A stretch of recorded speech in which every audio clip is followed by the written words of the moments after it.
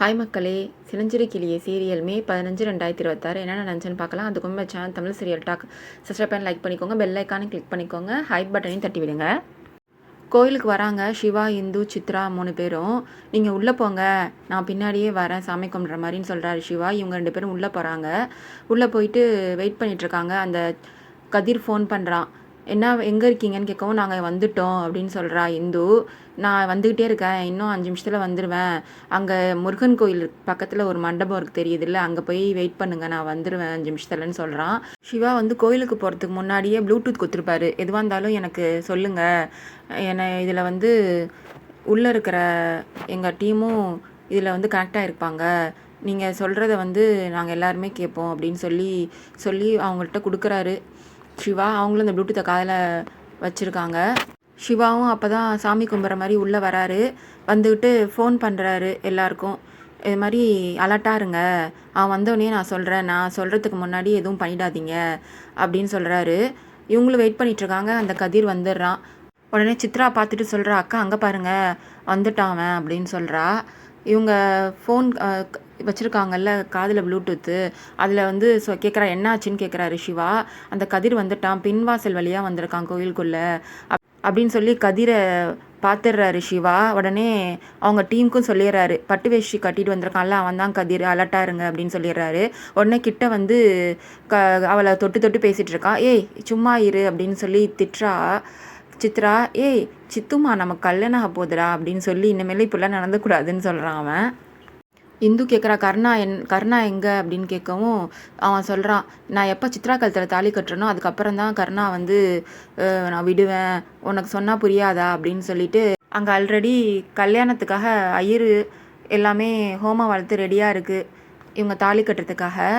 ஐயர் சொல்கிறாரு, இன்னும் 1/2 மணி நேரம் நல்ல நேரத்துக்கு இருக்குது, அதுக்கப்புறம் வெயிட் பண்ணி தாலி கட்டலான்னு சொல்கிறாரு.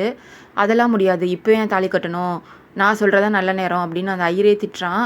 அதுக்கப்புறம் அந்த ஐயரும் போயிடுறாரு. அதுக்கப்புறம் ஐயர் உட்காந்து மந்திரம் சொல்லிட்டு இருக்காரு. இவன் சித்ரா கையை பிடிச்சி இழுத்துட்டு போகிறான். ஏய் அப்படின்னு சொல்லி கத்துறாம இந்து, நீ வந்து இந்த மாதிரிலாம் பேசுகிற வச்சுக்காத, அமைதியாக இரு அப்படின்னு சொல்லி கூப்பிட்டு போகிறான். எப்படியா இருந்தாலும் இந்து வந்து தாலி கட்ட விடமாட்டான்னு அவளுக்கு தெரியும் அவனுக்கு. அதனால் அவளை பக்கத்துலேயே விடமாட்டான் அந்த கதிர். இவ தரன்னு தாலி கட்டுறதுக்கு இழுத்துட்டு போகிறான்ல, அப்போ தான் அங்கே தான் சாமி கும்பிட நின்றுட்டுருக்காரு சிவா. அவரை பார்த்துட்டு கான்ஸ்டபிள் ஒருத்தவர் அவங்க பொண்டாட்டி கூட வந்திருப்பார் சாமி கும்பிட, அவர் வந்து சல்யூட் பண்ணுறாரு. அப்போ பார்த்துட்றான் அந்த கதிர். டேய் அங்கே பாருடா போலீஸ் வந்திருக்குடா அப்படின்னு சொல்லவும் அலர்ட் ஆயிடுறானுங்க எல்லாரும். அவங்க இவரை பார்க்கவும் அவங்க ஆள்லாம் இருக்கானுங்கல்ல, அவங்கள வந்து சுற்றி வளைச்சிடுறாங்க சிவாவோட டீம்லாம். இவன் வந்து என்ன பண்ணிடுறான், இடுப்பில் இருந்த கத்தியை வச்சு சித்ராவை வந்து கழுத்தை எடுத்துருவேன், மரியாதையாக எங்கள் ஆள்லாம் விட சொல்லு அப்படின்னு சொல்கிறான். நான் அவ்வளோ சொல்லியும் போலீஸை கூப்பிட்டு வந்திருக்கியா, அந்த கருணா இன்னும் 10 நிமிஷத்தில் செத்துருவான், அவன் கண்ணு முன்னாடியே சித்ரா கழுத்தில் தாலி கட்டிட்டு அவனையும் நான் கொலை பண்ணுறேன் அப்படின்னு சொல்லிட்டு போகிறான் இந்து கிட்ட. நாங்கள் போகிற வரைக்கும் யாராச்சும் ஏதாச்சும் எங்களை ஏதாச்சும் பண்ணணுன்னு நினச்சிங்கன்னா சித்ரா கழுத்தையே அறுத்துருவேன் அப்படின்னு சொல்லிட்டு மிரட்டுறான். அவங்க யாரும் ஒன்றும் பண்ணாமல் அமைதியாக இருந்துடுறாங்க. பின் வாசல் வழியாக காரில் சித்ரா வளைச்சிட்டு போகிறான். இவங்க வந்து முன் வாசலில் தான் கார் நிறுத்தி வச்சுருக்காங்க. அதை அங்கே போய் 2 பேரும் கிளம்பி போகிறாங்க அவங்கள சேஸ் பண்ணுறதுக்காக.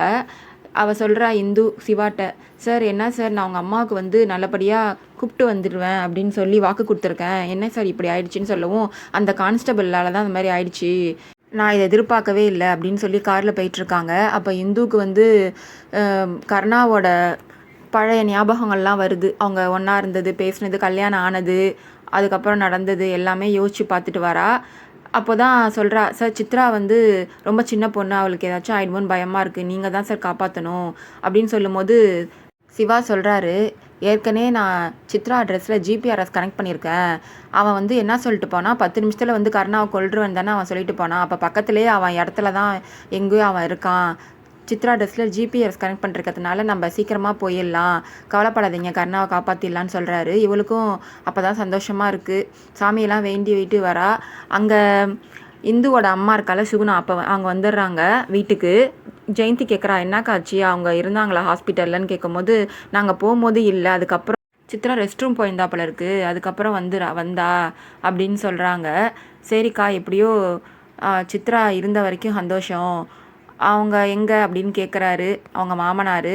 2 பேரும் யாருன்னா இந்துவையும் சித்ராவையும் கேட்குறாரு. அவங்க வந்து டெஸ்ட்டு கொடுத்துருக்காங்களாம், டாக்டர் இருந்து ரிப்போர்ட் வாங்க சொல்லியிருக்காங்க, அவங்க லேட்டாக வருவாங்கன்னு சொல்லிட்டு போகிறா. உடனே ஜெயந்தி கேட்குறா, என்னக்கா நீங்கள் கொஞ்சம் பதட்டமாக இருக்கீங்களே, என்னாச்சுன்னு கேட்கும்போது, அதெல்லாம் ஒன்றும் இல்லை, நல்லா தான் இருக்கேன், வெயிலாக இருக்கிறதுனால அப்படி இருக்குன்னு சொல்லிட்டு போகிறா. போயிட்டு சாமிகிட்டலாம் வேண்டிக்கிறா. என்னதான் சித்ரா தைரியமாக போனாலும் கருணாவை காப்பாற்றுறதுக்காக ஒரு அம்மாவா எனக்கு கொஞ்சம் பயமாக தான் இருக்குது சாமி, நீ தான் காப்பாற்றணும், எல்லாரையும் நல்லபடியாக வீட்டுக்கு கொண்டாந்து சேர்க்கணும்னு சொல்லி வேண்டிக்கிறா சாமிக்கிட்ட சுகுணா.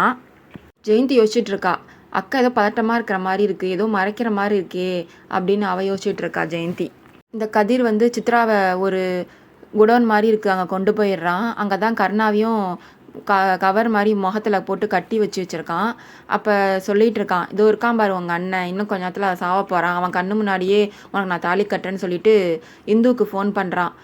நான் வந்து அவ்வளோ சொல்லியும் போலீஸை கூப்பிட்டு வந்திருக்க, அப்போனா உன் புருஷன் மேலே உனக்கு பாசம் இல்லையா, 2 பேரையும் நீ காப்பாற்றணும்னு நினைக்கிறீன்னா யாரை காப்பாற்றுவ, அப்போ உன் புருஷனையா சித்ராவியா அப்படின்னு கேட்கும்போது எனக்கு 2 பேரும் தான் முக்கியம்னு சொல்கிறா இந்து.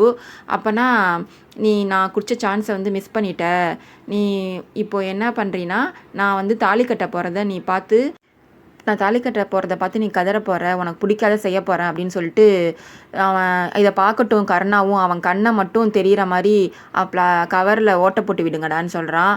அப்போ தான் கருணா கண்ணு மட்டும் தெரியுது. கருணா கோவமாக அவனும் பார்த்துட்ருக்கான். இவன் வந்து தாலி கட்ட போகிறான். அதோட இந்த எபிசோடு முடியுது. தாலி கட்டுவானா இல்லையா அப்படின்றத நாளைக்கு பார்க்கலாம். பாய் மக்கள், நம்ம சேனலை மறக்காமல் சப்ஸ்கிரைப் பண்ணி லைக் பண்ணிக்கோங்க.